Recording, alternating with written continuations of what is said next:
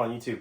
So, we're going to talk some 17 Fireball today in the Remington 700. But first off, we're going to talk about channel sponsor, Kelby's Rifle. A higher level of accuracy if you're looking for a complete rifle for PRS, hunting, bench rest, or just want to get into custom higher end rifles. They're the way to go.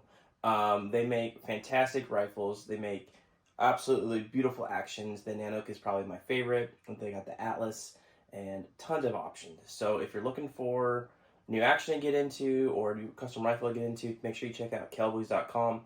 And if you go to checkout, make sure you use Reloading Quest 15. You'll get yourself 15% off. So, all right.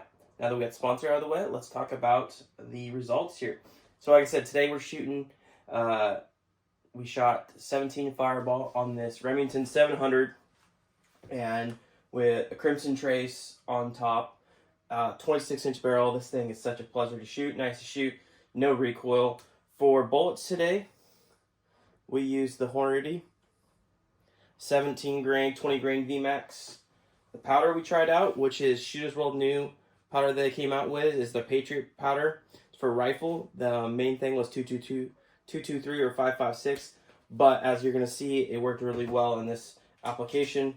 And then small rifle primers. CCI is number 400. And then we did use, so once fired and then annealed Remington brass is what we did. So anneal ever firing that I do on my amp annealer.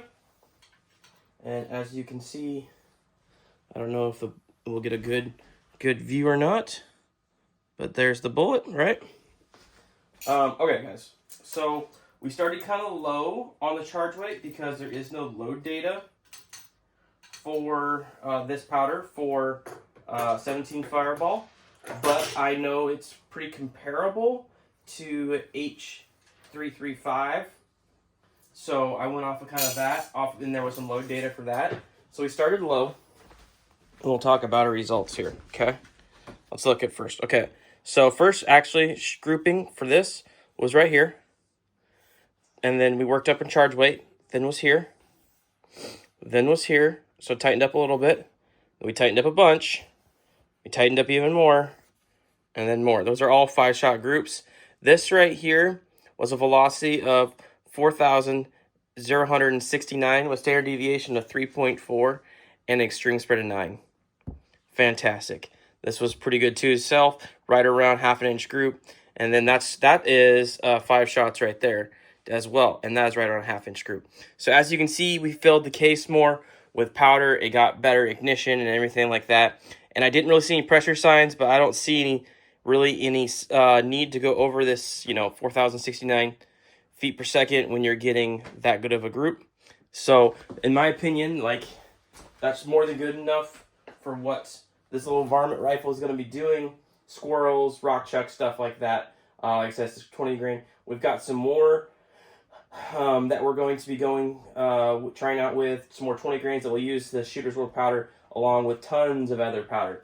But just to give you guys an idea, the first group we shot was 3,564. The second group was 3,695. The third group was 3,769 with terrible SDs and extreme spreads. And then the fourth group was 3,838. SD tightened up to 17. Extreme spread was 44. And then here's where it gets even better. So the fifth group, which was this group right here, 3,920 with an SD of 17 and an ES of 60. And then this one here, right? Like I said, 4,069, standard deviation of 3.4, and an ES of 9, which is just fantastic in my book. So I'm excited to try some other powders with this bullet, but I'm also I think what I'm going to do is I've got some more different 20 grain bullets I'm going to test, let's see here. So we got the nozzlers, maybe we'll test these ones out next using this powder.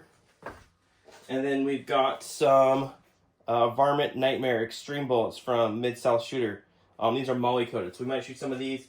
And then I have some Dogtown bullets that should be here tomorrow from Midway. So we'll probably run those as well.